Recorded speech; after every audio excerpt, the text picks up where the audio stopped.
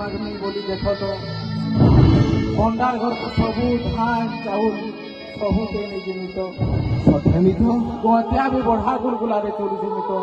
ଗୋଟିଆ ଗୋଟା ଏନ୍ତା ଗଲାମି ତ ସେଥିର୍ ଲାଗି ପରେ ମୁଇଁ ନୁନିକେ ଏଇଥର କେନ୍ତା ବଟାମା ବୋଲି মোর বুদ্ধি পাঠ নাই দুসবার মতো যে তুমি ইয়া নাই হারতমি তো আমি পরে মালতি দুই যাবুয়া হো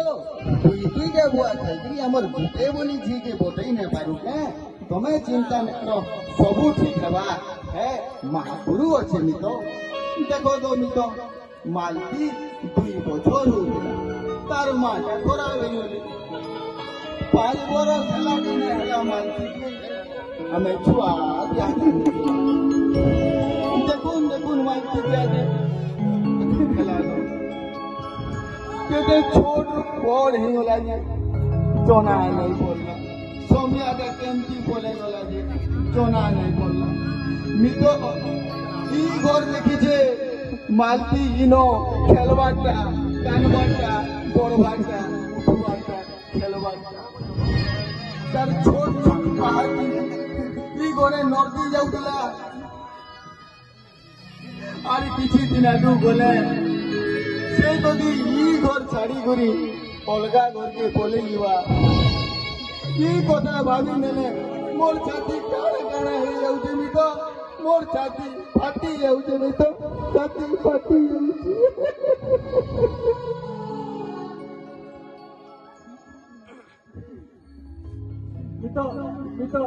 মিতো মিতো দেখুছ ই আমার কথা শুনলা কি মানতি কান্দলা নো কহুছি কি ই থর দশরা মোরে